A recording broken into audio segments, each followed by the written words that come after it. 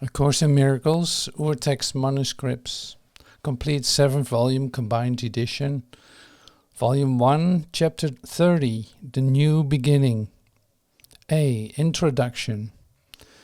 The new beginning now becomes the focus of the curriculum. The goal is clear, but now you need specific methods for attaining it. The speed by which it can be reached depends on only this: your willingness to practice every step. Each one will help a little every time it is attempted, and together they will lead you both from dreams of judgment to forgiving dreams and out of pain and fear. They are not new to you, but they are more ideas than rules of thought to you as yet. So now we need to practice them a while, until they are the rules by which you live. We seek to make them habits now, so you will have them ready for any need. Section B. Rules for decision. Decisions are continuous. You do not always know when you are making them, but with a little practice in the ones you recognize, a set begins to form which sees you through the rest. It is not wise to let yourself become preoccupied with every step you take. The proper set, adopted consciously each time you wake, will put you well ahead. And if you find resistance strong and dedication weak, you are not ready. Do not fight yourself, but think about the kind of day you want and tell yourself there is a way by which this very day can happen just like that. Then try again to have the day you want. The outlook starts with this: today I will make no decisions by myself. This means that you are choosing not to be the judge of what to do. But it must also mean you will not judge the situations where you will be called upon to make response. For if you judge them, you have set the rules for how you should react to them. And then another answer cannot but produce confusion and uncertainty and fear. This is your major problem now. You still make up your minds and then decide to ask what you should do. And what you hear may not resolve the problem as you saw it first. This leads to fear because it contradicts what you perceive, and so you feel attacked and therefore angry. There are rules by which this will not happen, but it does occur at first to everyone who listens well. Throughout the day, at any time you think of it and have a quiet moment for reflection, tell yourself again the kind of day you want, the feelings you would have, the things you want to happen, and the things you would experience, and say, if I make no decisions by myself, this is the day that will be given me. With these two procedures, practiced well, will serve to let you be directed without fear, for opposition will not first rise and then become a problem in itself. But there will still be times when you have judged already. Now the answer will provoke attack, unless you quickly straighten out your mind to want an answer that will work. Be certain this has happened. If you feel yourself to be unwilling to sit by and ask to have the answer given you, this means you have decided by yourself and cannot see the question. Now you need a quick restorative before you ask. Remember once again the day you want and recognize that something has occurred which is not part of it. Then realize that you have asked the question by yourself and must have set an answer in your terms, and then say, I have no question. I forgot what to decide. This cancels out the terms which you have set, and let the answer show you what the question must have really been.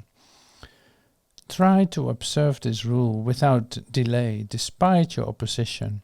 For you have already gotten angry, and your fear of being answered in a different way from what your version of the question asks will gain momentum until you believe the day you want is one in which you get your answer to your question. And you will not forget it, for it would destroy the day by robbing you of what you really want. This can be very hard to realize when once you have decided by yourself the rules which promise you a happy day. But these decisions still can be undone by simple methods which you can accept. If you are so unwilling to receive, you cannot even let your question go. You can begin to change your mind with this. At least I can decide I do not like what I feel now. This much is obvious and paves the way for the next easy step, which follows this. Having decided that you do not like the way you feel, what could be easier than to continue with, "And so I hope I have been wrong"? This works against the sense of opposition and reminds you that help is not being thrust upon you, but is something that you want and that you need because you do not like the way you feel. This tiny opening will be enough to let you go ahead with just a few more steps you need to let yourself be helped. Now you have reached the turning point, because it has occurred to you that you will gain if what you have decided is not so. Until this point is reached, you will believe your happiness depends on being right. But this much reason have you now attained. You would be better off if you were wrong. This tiny grain of wisdom will suffice to take you further. You are not coerced, but merely hope to have a thing you want. And you can say in perfect honesty, "I want another way to look at this." Now you have changed your mind about the day and have remembered what you really want.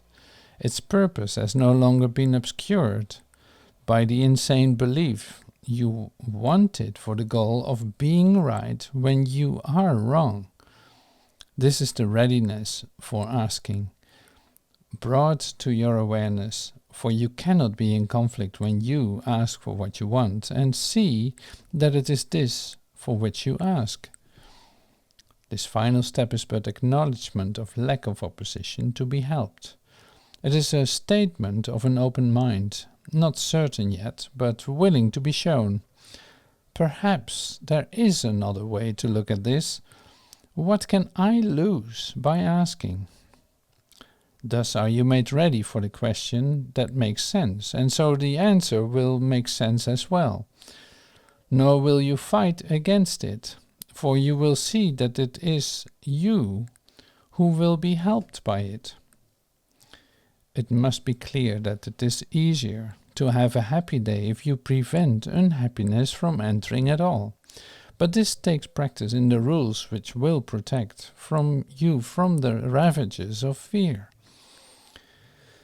When this has been achieved, the sorry dream of judgment has forever been undone. But meanwhile, you have need for practicing the rules for its undoing.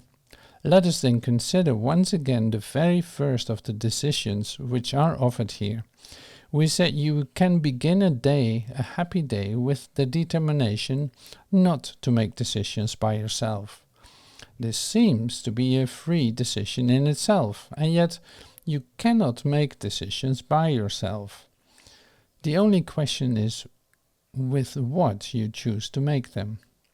That is really all. The first rule then is not coercion, but a simple statement of a simple fact. You will not make decisions by yourself, whatever you decide, for they are made with idols or with God, and you ask help of Christ or Antichrist, and which you choose will join with you and tell you what to do. Your day is not at random. It is set by what you choose to live it with, and how the friend whose counsel you have sought perceives your happiness. You always ask advice before you can decide anything. Let this be understood, and you can see there cannot be coercion here, no grounds for opposition, that you may be free. There is no freedom from what must occur, and if you think there is, you must be wrong.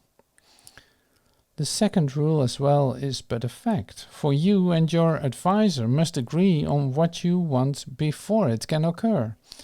It is but disagreement which permits all things to happen. Nothing can be caused without some form of union, be it with a dream of judgment or the voice for God. Decisions cause results because they are not made in isolation. They are made by you and your advisor, for yourself and for the world as well. The day you want, you offer to the world, for it will be what you have asked for, and will reinforce the rule of your advisor through the world, whose kingdom is the world for you today. What kind of day will you decide to have? It needs but two who would have happiness this day to promise it to all the world. It needs but two to understand that they cannot decide alone, to guarantee the joy they ask for will be wholly shared, for they have understood the basic law which makes decision powerful and gives it all effects that it will ever have. It needs but two. These two are joined before there can be a decision. Let this be the one reminder that you keep in mind, and you will have the day you want, and give it to the world by having it yourselves. Your judgment has been lifted from the world by your decision for a happy day, and as you have received, so must you give.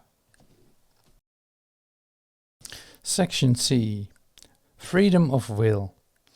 Do you not understand that to oppose the Holy Spirit is to fight yourself? He tells you but your will. He speaks for you. In his divinity is but your own.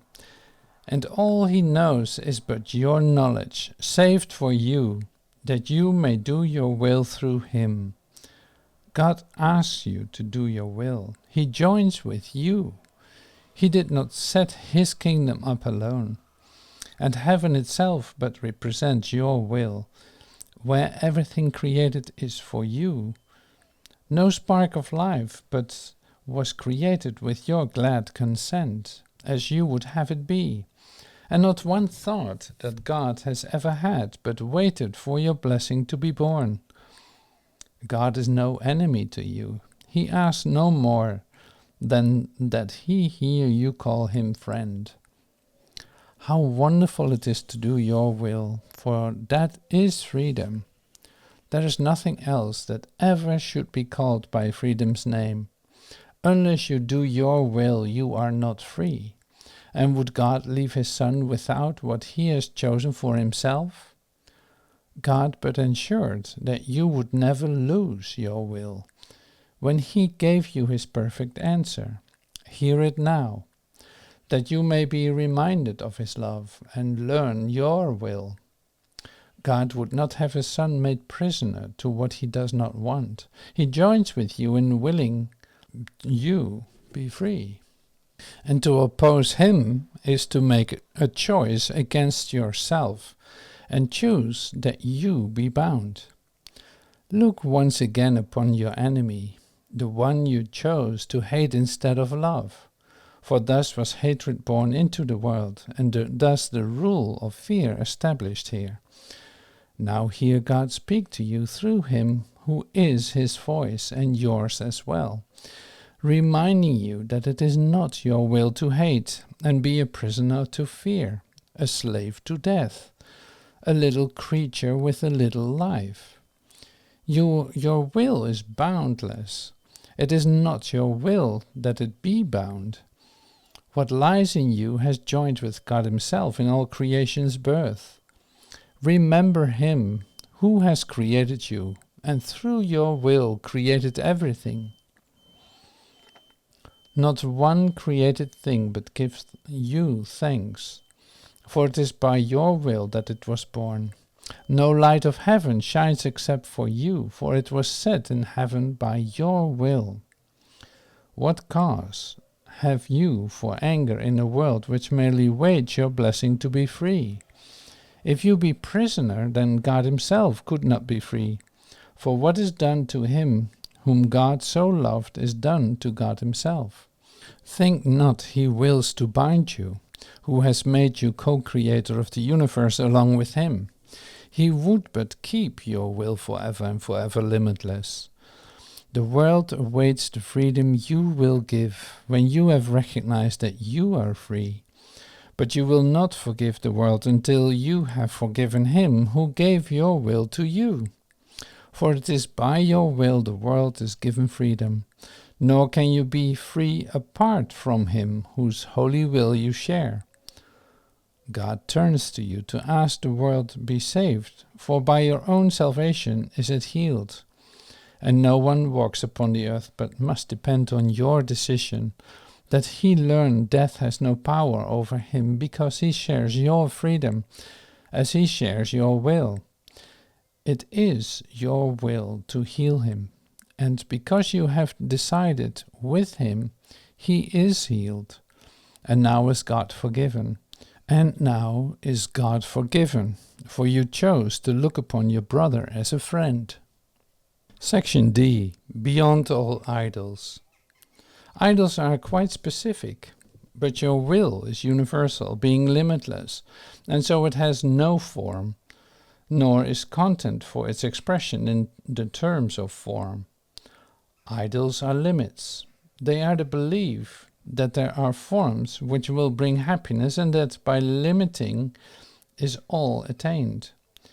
It is as if you said, I have no need of everything, this little thing I want, and it will be as everything to me. And this must fail to satisfy because it is your will that everything be yours. Decide for idols and you ask for loss. Decide for truth and everything is yours. It is not form you seek. What form can be a substitute for God the Father's love? What form can take the place of all the love in the divinity of God the Son? What idol can make two of what is one? And can the limitless be limited? You do not want an idol. It is not your will to have one. It will not bestow on you the gift you seek. When you decide upon the form of what you want, you lose the understanding of its purpose. So you see your will within the idol, thus reducing it to a specific form. But this could never be your will, because what shares in all creation cannot be content with small ideas and little things. Behind the search for every idol lies the yearning for completion. Wholeness has no form because it is unlimited. To seek a special person or a thing to add to you to make yourself complete can only mean that you believe some form is missing. And by finding this, you will achieve completion in a form you like. This is the purpose of an idol, that you will not look beyond it, to the source of your belief that you are incomplete.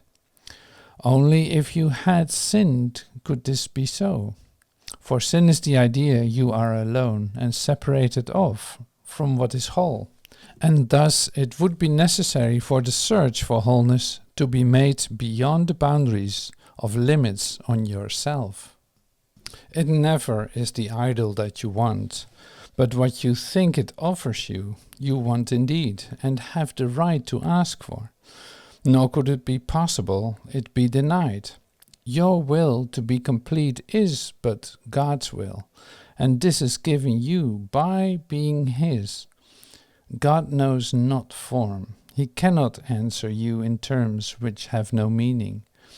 And your will could not be satisfied with empty forms, made but to fill a gap which is not there. It is not this you want. Creation gives no separate person and no separate thing the power to complete the Son of God. What idol can be called upon to give the Son of God what he already has? Completion is the function of God's Son. He has no need to seek for it at all. Beyond all idols stands his holy will, to be but what he is. For more than whole is meaningless. If there were change in him, if he would be reduced to any form and limited to what is not in him, he would not be as God created him. What idol can he need to be himself? For can he give a part of him away? What is not whole cannot make whole, but what is really asked for cannot be denied. Your will is granted, not in any form that would content you not, but in the whole, completely lovely thought God holds of you.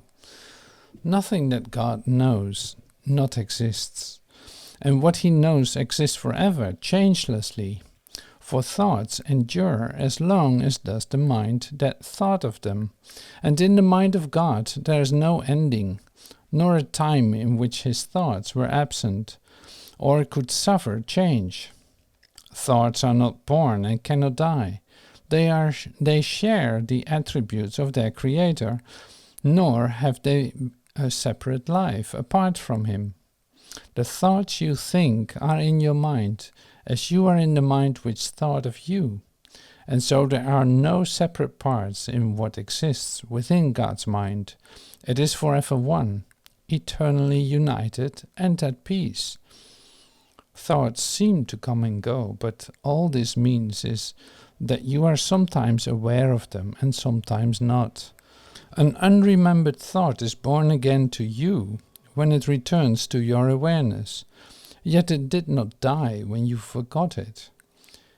It was always there, but you were unaware of it. The thought God holds of you is perfectly unchanged by your forgetting.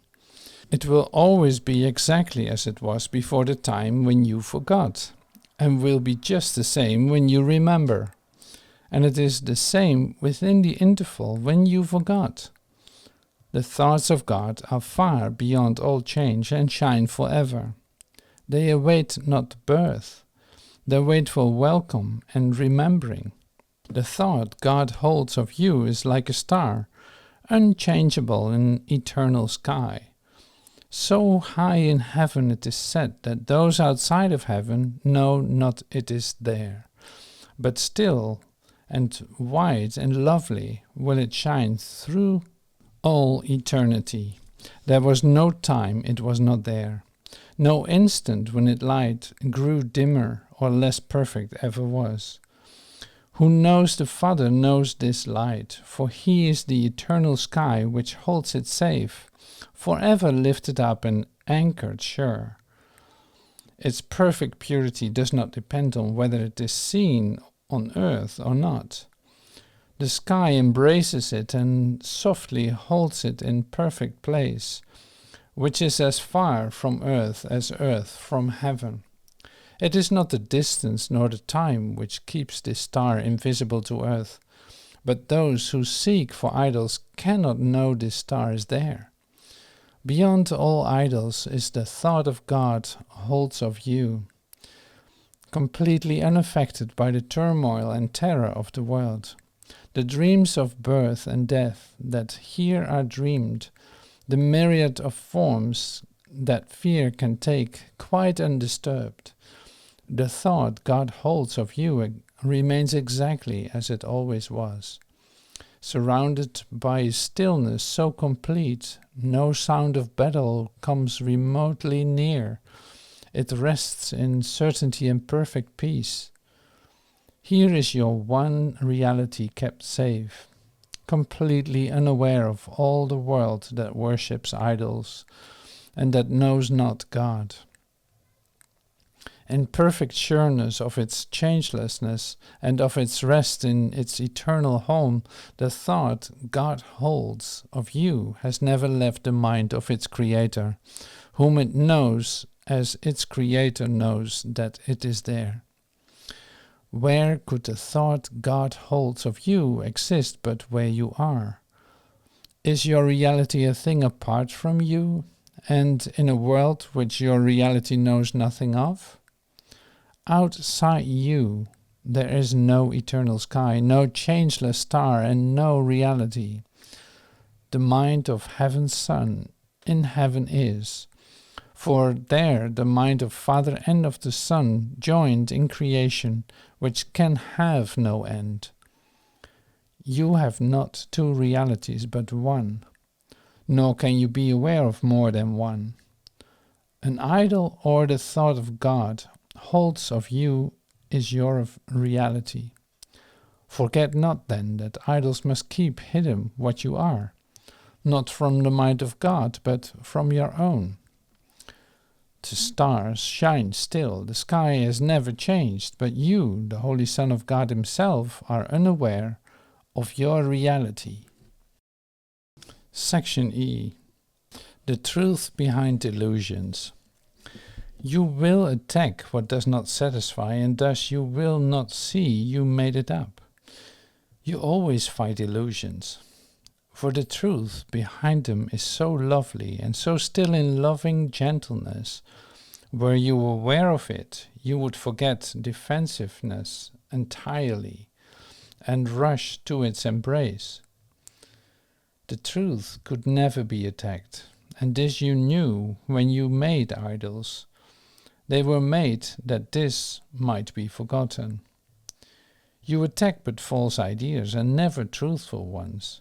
All idols are the false ideas you made to fill the gap you think arose between yourself and what is true, and you attack them for the things you think they represent.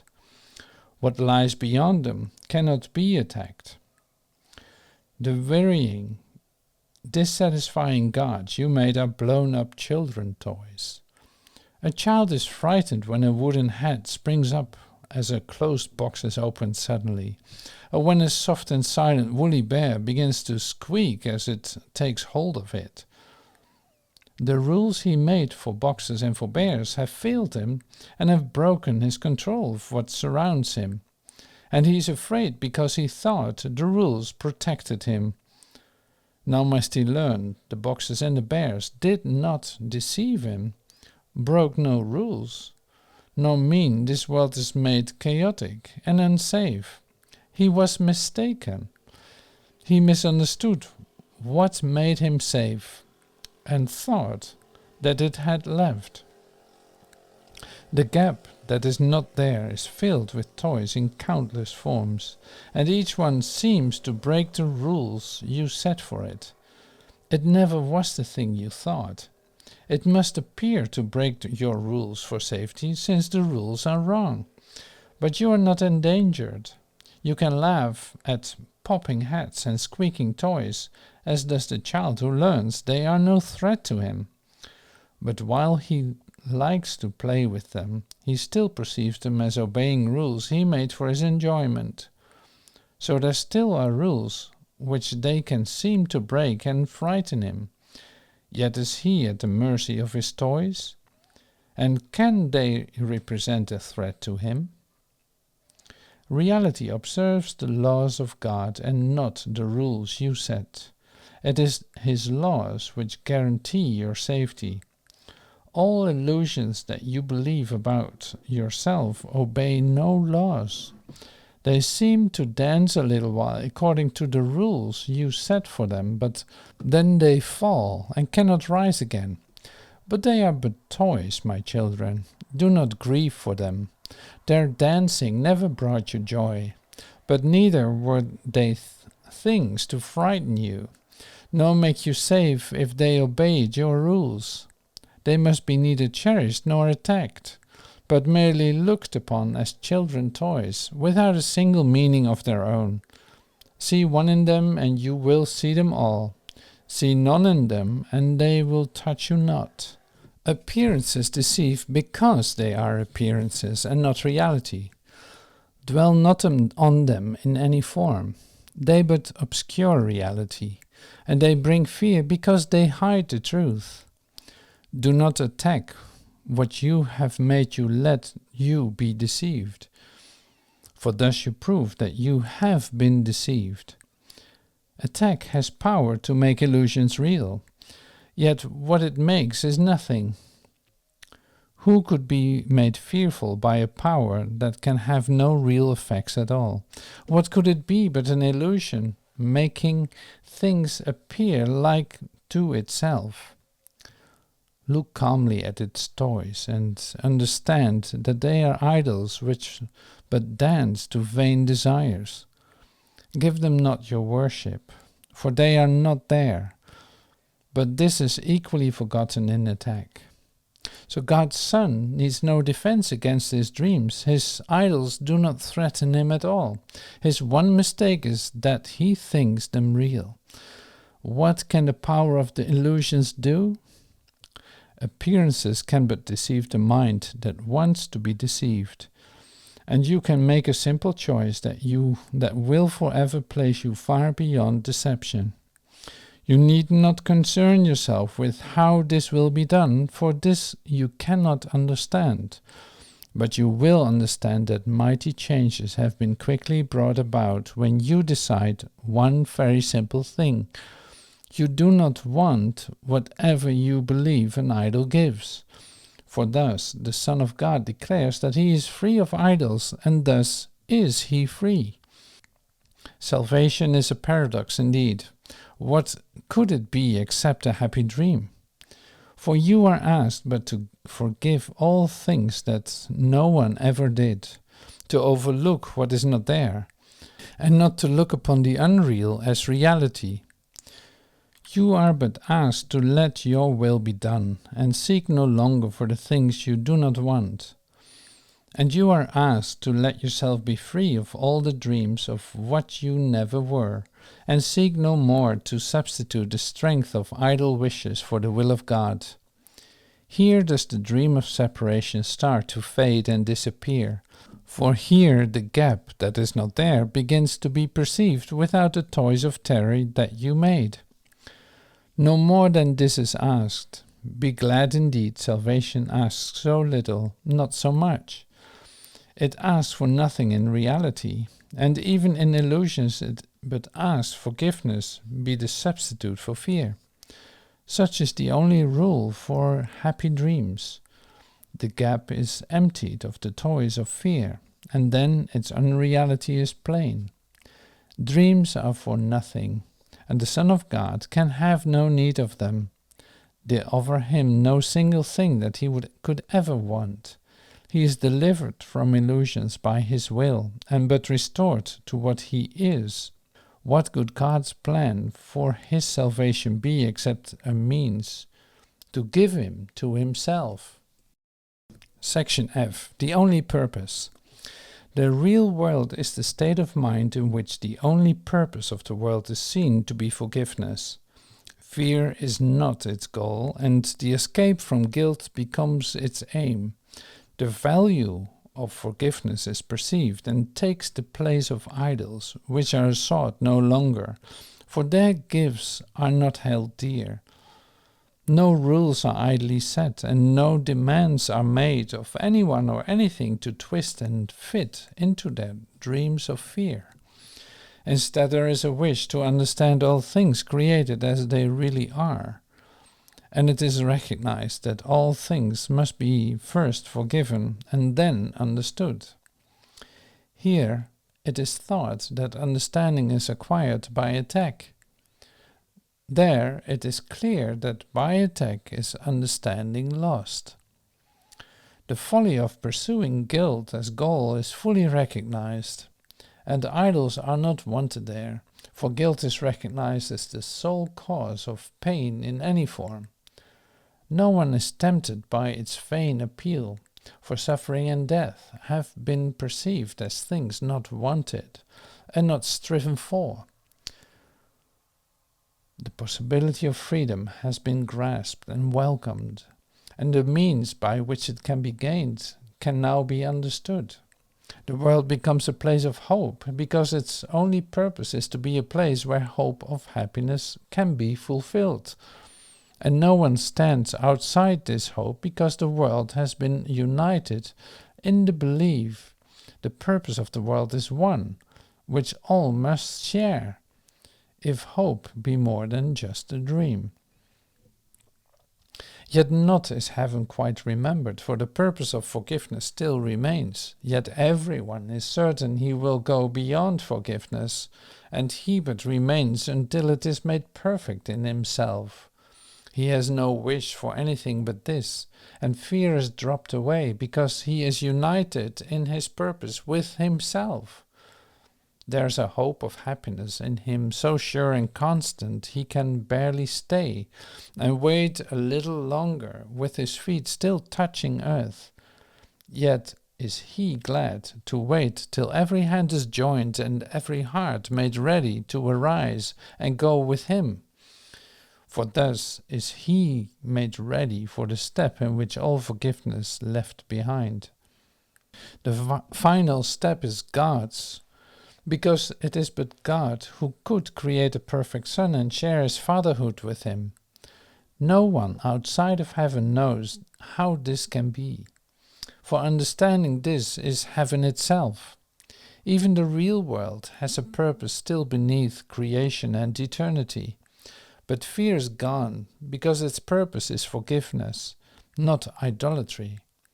And so is heaven's Son prepared to be himself, and to remember that the Son of God knows everything his Father understands, and understands it perfectly with him.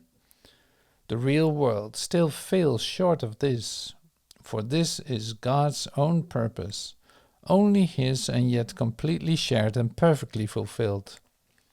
The real world is a state in which the mind has learned how easily do idols go when they are still perceived but wanted not. How willingly the mind can let them go when it has understood that idols are nothing and nowhere and are purposeless. For only then can guilt and sin be seen without a purpose and as meaningless. Thus is the real world's purpose gently brought into awareness, to replace the goal of sin and guilt. And all that stood between your image of yourself and what you are, forgiveness washes joyfully away. And yet God need not create his Son again, that what is his be given back to him. The gap between your brother and yourself was never there, and what the Son of God knew in creation he must know again. When brothers join in purpose in the world of fear, they stand already at the edge of the real world. Perhaps they still look back and think they see an idol that they want. Yet has their path been surely set away from idols toward reality. For when they joined their hands, it was Christ's hand they took, and they will look on him whose hand they hold. The face of Christ is looked upon before the Father is remembered, for he must be unremembered till his Son has reached beyond forgiveness to the love of God. Yet is the love of Christ accepted first, and then will come the knowledge they are one. How light and easy is the step across the narrow boundaries of the world of fear, when you have recognized whose hand you hold. Within your hand is everything you need to walk with perfect confidence away from fear forever, and to go straight on and quickly reach the gate of heaven itself. For he whose hand you hold was waiting but for you to join him. Now that you have come, would he delay in showing you the way that he must walk with you? His blessing lies on you as surely as his Father's love rests upon him. His gratitude to you is past your understanding, for you have enabled him to rise from chains and go with you together to his Father's house. An ancient hate is passing from the world, and with it goes all hatred and all fear. Look back no longer, for what lies ahead is all you ever wanted in your hearts. Give up the world, but not to sacrifice. You never wanted it. What happiness have you sought here that did not bring you pain? What moments of content has not been brought at fearful price in coins of suffering? Joy has no cost. It is your sacred right. And what you pay for is not happiness. Be speeded on your way by honesty, and let not your experiences here deceive in retrospect. They were not free from bitter costs and joyless consequence. Do not look back except in honesty. And when an idol tempts you, think of this. There never was a time an idol brought you anything except the gift of guilt. Not one was bought except at the cost of pain. Nor was it ever paid by you alone. Be merciful unto your brother then, and do not choose an idol thoughtlessly, remembering that he will pay the cost as well as you.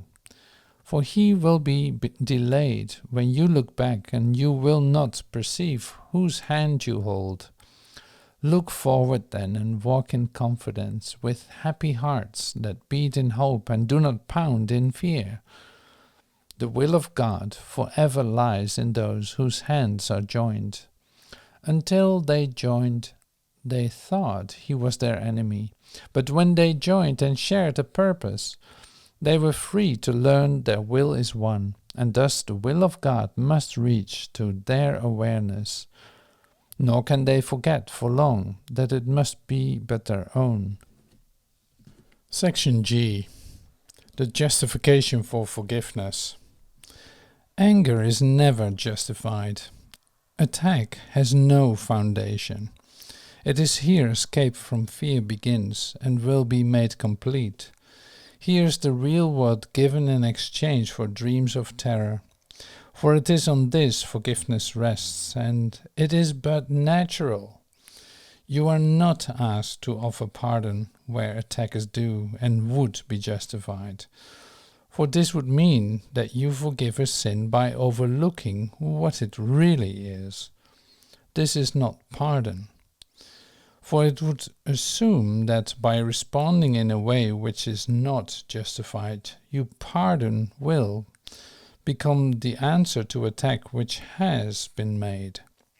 And thus is pardon impropriate, by being granted where it is not due. Pardon is always justified, and has a sure foundation. You do not forgive the unforgivable, nor overlook a real attack that calls for punishment.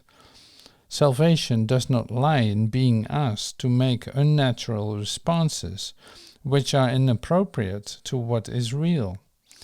Instead, it merely asks that you respond appropriately to what is not real by not perceiving what has not occurred. If pardon were justified, you would be asked to sacrifice your rights when you return forgiveness for attack. But you are merely asked to see forgiveness as the natural reaction to the stress which rests on error and thus calls for help. Forgiveness is the only sane response. It keeps your rights from being lost to you. This understanding is the only change that lets the real world rise to take the place of dreams of terror. Fear cannot arise unless attack is justified. And if it had a real foundation, pardon could have none. The real world is achieved when you perceive the basis of forgiveness is quite real and fully justified. While you regard it as a gift unwarranted, it must uphold the guilt you would forgive. Unjustified forgiveness is attack, and this is all the world can ever give. It pardons sinners sometimes, but remain aware that they have sinned, and so they do not merit the forgiveness that it gives. This is the false forgiveness which the world employs to keep the sense of sin alive. And recognizing God is just, it seems impossible His pardon could be real. Thus is the fear of God the sure result of seeing pardon as unmerited. No one who sees himself as guilty can avoid the fear of God. But he is saved from this dilemma if he can forgive. The mind must think of its Creator as it looks upon itself. If you can see your brother merits pardon, you have learned forgiveness is your right as much as his. Nor will you think that God intends for you a fearful judgment which your brother does not merit. For it is the truth that you can merit neither more nor less than he. Forgiveness recognized as merited will heal. It gives the miracle its strength to overlook illusions. This is how you learn that you must be forgiven too. There can be no appearance that cannot be overlooked. For if there were, it would be necessary first there be some sin which stands beyond forgiveness. There would be an error that is more than a mistake, a special form of error which remains unchangeable, eternal, and beyond correction or escape. There would be one mistake which had the power to undo creation and to make a world which could replace it and destroy the will of God. Only if this were possible could there be some appearances which could withstand the miracle and not be healed by it. There is no surer proof idolatry is what you wish than a belief that there are some forms of sickness and of joylessness forgiveness cannot cure. This means that you prefer to keep some idols and are not prepared as yet to let all idols go. And thus you think that some appearances are real and not appearances at all. Be not deceived about the meaning of a fixed belief that some appearances are harder to look past than others. It always means you think forgiveness must be limited, and you have set a goal of partial pardon and a limited escape from guilt for you. What can this be except a false forgiveness of yourself and of everyone who seems apart from you? It must be true. The miracle can heal all forms of sickness, or it cannot heal. Its purpose cannot be to judge which forms are real and which appearances are true. If one appearance must remain apart from healing, one illusion must be part of truth. And you could not escape all guilt, but only some of it. And you must forgive God's Son entirely, or you will keep an image of yourself that is not whole, and will remain afraid to look within, and find escape from every idol there. Salvation rests on faith. There cannot be some form of guilt which you cannot forgive. And so there cannot be appearances which have replaced the truth about God's Son. Look on your brother with the willingness to see him as he is, and do not keep a part of him outside your willingness that he be healed. To heal is to make whole, and what is whole can have no missing parts that have been kept outside. Forgiveness rests on recognizing this, and being glad there cannot be some forms of sickness which the miracle must lack the power to heal. God's Son is perfect, and he cannot be God's Son. Nor will you know him if you think he does not merit the escape from guilt in all its forms and all its consequences. There is no way to think of him but this, if you would know the truth about yourself. I thank you, Father, for your perfect Son, and in his glory will I see my own. Here's the joyful statement that there are no forms of evil which can overcome the will of God.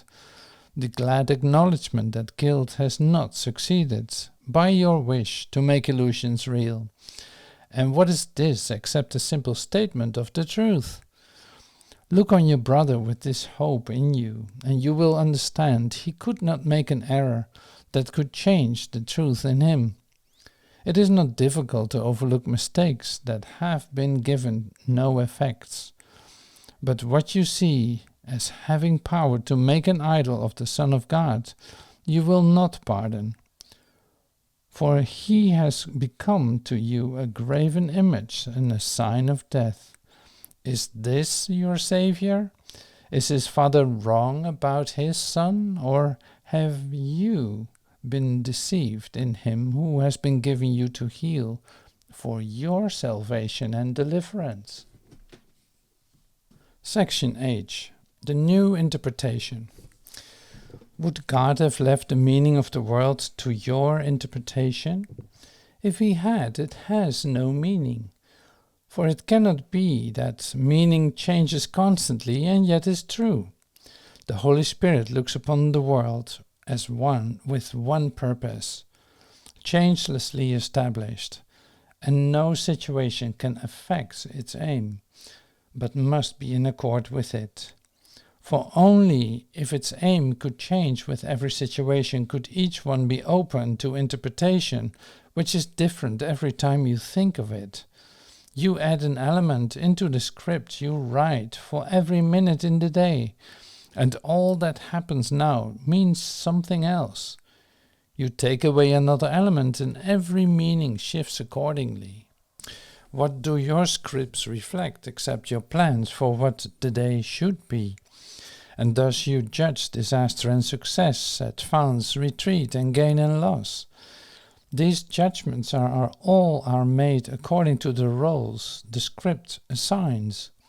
The fact they have no meaning in themselves is demonstrated by the ease with which these labels change with other judgment made on different aspects of experience.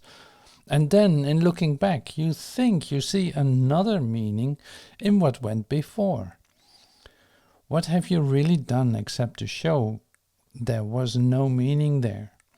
And you assigned a meaning in the light of goals that change, with every meaning shifting as they change. Only a constant purpose can endow events with stable meaning, but it must accord one meaning to them all. If they are given different meanings, it must mean that they reflect but different purposes, and this is all the meaning that they have. Can this be meaning? Can confusion be what meaning means? Perception cannot be in constant flux and make allowance for stability of meaning anywhere. Fear is a judgment never justified. Its presence has no meaning but to show you wrote a fearful script and are afraid accordingly, but not because the thing you fear has fearful meaning in itself. A common purpose is the only means whereby perception can be stabilized, and one interpretation given to the world and all experiences here. In this shared purpose is one meaning shared by everyone and everything you see. You do not have to judge, for you have learned one meaning has been given everything, and you are glad to see it everywhere. It cannot change because you would prefer it everywhere, unchanged by circumstance. And so you offer it to all events and let them offer you stability. Escape from judgment simply lies in this: all things have but one purpose, which you share with all the world, and nothing in the world can be opposed to it, for it belongs to everything as it belongs to you. In single purpose is the end of all ideas of sacrifice, which must assume a different purpose for the one who gains and him who loses. There will be no thought of sacrifice apart from this idea. And it is this idea of different goals which makes perception shift and meaning change. In one united goal does this become impossible, for your agreement makes interpretation stabilize and last. How can communication really be established while the symbols which are used mean different things? The Holy Spirit's goal gives one interpretation, meaningful to you and to your brother. Thus can you communicate with him and he with you, in symbols which you both can understand. The sacrifice of meaning is undone.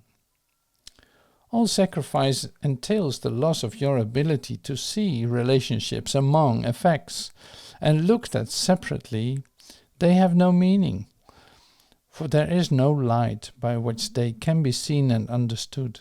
They have no purpose, and what they are for cannot be seen. In any thought of loss there is no meaning. No one has agreed with you on what it means. It is a part of a distorted script which cannot be interpreted with meaning. It must be forever unintelligible. This is not communication. Your dark dreams are but the senseless, isolated scripts you write in sleep. Look not to separate dreams for meaning. Only dreams of pardon can be shared. They mean the same for both of you. Do not interpret out of solitude, for what you see means nothing. It will shift in what it stands for, and you will believe the world is an uncertain place in which you walk in danger and uncertainty. It is but your interpretations which are lacking in stability, and they are not in line with what you really are. This is a state so seemingly unsafe that fear must rise. Do not continue thus, my brothers. We have one interpreter, and through his use of symbols are we joined, so that they mean the same to all of us. Our common language lets us speak to all our brothers, and to understand with them forgiveness has been given to all of us, and thus we can communicate again. Section I. Changeless Reality. Appearances deceive, but can be changed. Reality is changeless. It does not deceive at all. And if you fail to see beyond appearances, you are deceived. For everything you see will change, and yet you thought it real before, and now you think it real again. Reality is thus reduced to form and capable of change. Reality is changeless. It is this that makes it real and keeps it separate from all appearances. It must transcend all form to be itself. It cannot change. The miracle is the means to demonstrate that all appearances can change because they are appearances and cannot have the changelessness reality entails. The miracle attests salvation from appearances by showing they can change. Your brother has a changelessness in him beyond appearance and deception both. It is obscured by changing views of him which you perceive as his reality. The happy dream about him takes the form of the appearance of his perfect health, his perfect freedom from all forms of lack, and safety from disaster of all kinds. The miracle is proof he is not bound by loss or suffering in any form, because it can be so easily be changed. This demonstrates that it was never real, and could not stem from his reality, for that is changeless, and has no effects which anything in heaven or on earth could ever alter. But appearances are shown to be unreal because they change. What is temptation but a wish to make illusions real?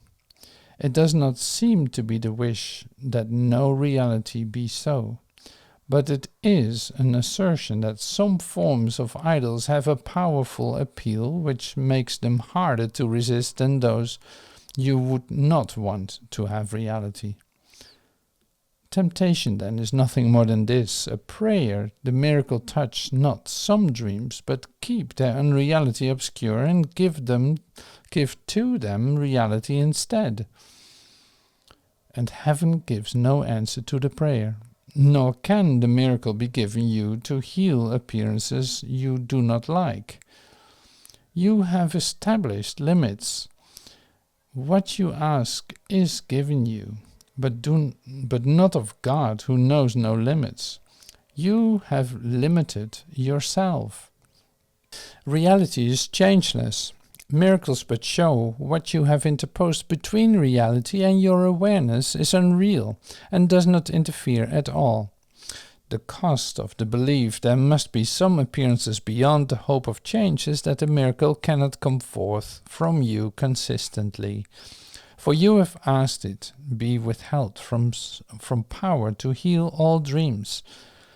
There is no miracle you cannot have when you desire healing. But there is no miracle that can be given unless you want it. Choose what you would heal, and he who gives all miracles has not been given freedom to bestow his gifts upon his Son. When he is tempted, he denies reality, and he becomes the willing slave of what he chose instead. Because reality is changeless, is the miracle already there to heal all things that change and will offer them to you to see in happy form, devoid of fear. It will be given you to look upon your brother thus, but not while you would have it otherwise in some respects. For this but means you would not have him healed and whole. The Christ in him is perfect. Is it this that you would look upon? Then let there be no dreams about him that you would prefer to seeing this. And you will see the Christ in him because you let him come to you. And when he has appeared to you, you will be certain you are like him. For he is the changeless in your brother and in you. This will you look upon when you decide there is not one appearance you would hold in place of what your brother really is. Let no temptation to prefer a dream allow uncertainty to enter here. Be not made guilty and afraid when you are tempted by a dream what he is, but do not give it power to replace the changeless in him in your sight of him. There is no false appearance, but will fade if you request a miracle instead. There is no pain from which he is not free, if you would have him be, but what he is. Why should you fear to see the Christ in him?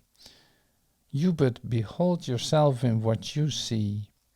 As he is healed, are you made free of guilt, and his appearance is your own to you.